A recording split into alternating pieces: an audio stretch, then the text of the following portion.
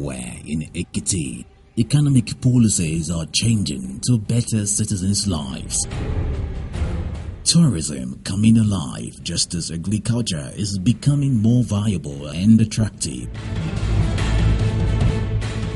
Somewhere in Ekiti, another youth is getting employed and urban renewal is taking a new turn to attract investors. These and more are strides for economic growth by the JKF's government. Let's show you where and how the economy works in Ekiti on Ekiti's Economy Today, every Friday between 9 and 10 in the morning. Ekiti's Economy Today, powered by the Ministry of Finance, Ekiti State. Ekiti's working, to God be the glory. Ekiti's Economy Today, live on the station.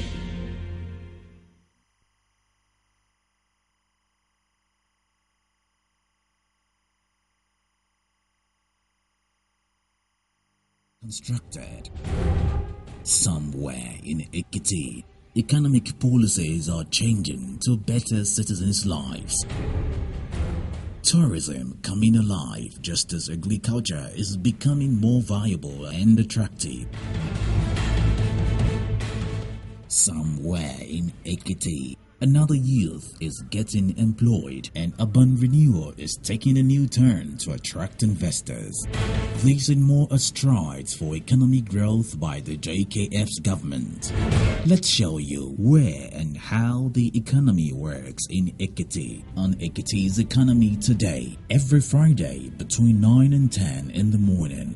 Ekiti's Economy Today, powered by the Ministry of Finance, Ekiti State. Ekiti's working, to God be the glory. Ekiti's Economy Today, live on the station. All right, you're still watching Daybreak Nigeria, and we're opening the window for Ekiti's Economy Today, where the government relates back to the public and the public gets to know what is the latest about the economy of the state. It is a platform for relationship between government and the public, and this is what we do. We want to know how much the government is doing to improve the shade or the template of the economic lives of us in Ekiti State, and how much they have not been doing and how far they still have to go and what they have not even touched at all. So today we have two areas to focus. First is tourism. The second one is internal revenue service. But here we're starting with tourism. The state, you will know that we follow event. Things are not the same.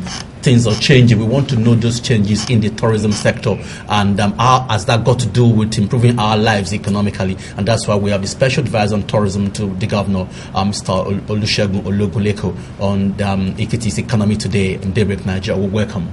Thank you. Good morning. Femi Emmanuel has joined me. Thank you very much, Deji. Mr. Ologuleko, am I correct? Thank you. Good morning. You're welcome this morning. A lot of things have changed as far as tourism is concerned in Ekiti State in recent times. But before you came on board, would you like to tell us the situation of things before this present administration? Thank you. First and foremost, I just have to commend your effort in Ekiti Television for all the good work you've been doing for this administration in terms of promoting and projecting what government is doing. I must tell you frankly that when this administration came on board in 2010, precisely tourism was at the lowest ebb, neglected. There was no coordinated activity. What we are known for actually fizzled out. As at that time, even what we are known for nationally, internationally, had become an embarrassment for Ekiti people. For example, a tourist attraction location like Ikogosi Warm Spring then had become a very, very pathetic location, and it was really deplorable. Actually, it became an embarrassment, that's one. And if you had gone to Ipuli Loro, to Fajui Memorial Park, which we also have, which was one of our tourism assets, as at the time this administration came on board, Fajui Park was totally disrespected. And you see people going to Fajui Park and they wee on the lawn and things like that. It was a den of robbers and all that. But I mean, it was very bad. Ikole Ilora also one of our very great high potential destination. Yes, commendably, access was already there, but apart from that, there was nothing happening there. And many of our tourism assets also were in totally deplorable situation. But I want to say that as of today, things have actually changed. Where we were in 2010 is not where we are today. The profile of Ekiti State has actually risen, and that is kudos to His Excellency the Governor and the team working with him. All right. After this, a message from Minister of Finance, we will take on the SA tourism on what is happening to Ikogosi Warm Spring. Quickly. Somewhere in Ekiti, another road is being constructed. Somewhere in Ekiti, economic policies are changing to better citizens' lives. Tourism coming alive just as agriculture is becoming more viable and attractive. Somewhere in Ekiti, another youth is getting employed and urban renewal is taking a new turn to attract investors. These and more are strides for economic growth by the JKF's government. Let's show you where and how the economy works in Ekiti on Ekiti's Economy Today, every Friday between 9 and 10 in the morning. Ekiti's Economy Today, powered by the Ministry. All right, you're still watching Ekiti's Economy Today on Daybreak Nigeria. We're talking to the Special Advisor of Tourism, Mr. Olusegun Ologunleko. He's told us exactly what the government meant on ground in 2010, and description is not very good. I would like to ask you now, when you met that situation, what were the things you thought you should do? Thank you very much. Since we came on board, we've had the support of His Excellency, the Governor of Ekiti State, because he's quite cosmopolitan and he's exposed. He understands what tourism actually is. And he has given tourism, the right of strength. In terms of first, he created for the first time in this state the full-fledged Ministry of Art, Culture and Tourism. And he put a good, person to actually administer that ministry, Malaji Sheidu, Jinodu. Also he created the Bureau of Tourism Development, which I head. And with my team, the general manager and all that, we are focused on all the tangible assets of Ekiti State in terms of tourism. And we've been able to take it in a systematic manner, and gradually we began to work on it to bring it back to a situation where we'll be proud of. For example, we visit a Padri Memorial Park right now. You'll find that it's now respected. You just don't hang around Padri if you are not a responsible person. Families go there now with their wives and children. It was never like that before. It's now a respective destination. People even pay. You have to pay. We started building a culture of appreciating, tourism. You have to pay a gate fee to enter, and the people do it joyfully. It was unimaginable. I know, but it's happening now. And now you go there, you meet high government officials, good people, families are there. Also, similarly, of course, you are aware of what we are doing in the Ikogosi Warm Spring. It's one of our assets that we met on ground. Also, a lot of effort has gone into that, and which I may also talk to you fuller about. Apart from that, we have actually looked at tourism in terms of from point of strategy, because it's tourism is broad. Apart from assets, we look at from the point of view of infrastructure development, which also the Excellency has also supported us. And then in terms of tourism is about the people, so we focus on grassroots, the people itself.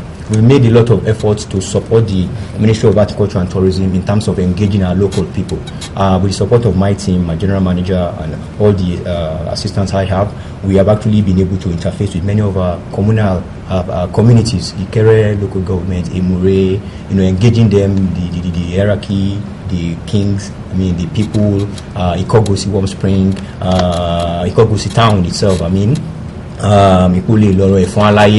we've been going on like that, and we've been also engaging the local government chairpersons and chairmen, and they have also embraced all our efforts. They have set up tourism desks in each of the local governments that we've been to, and we are talking, and we're actually doing our best to see how we can promote tourism in Ekiti State. Apart from that, also we've looked at many other areas of getting tourism, promoted in Ekiti State, because Ekiti is a tourism center quite naturally.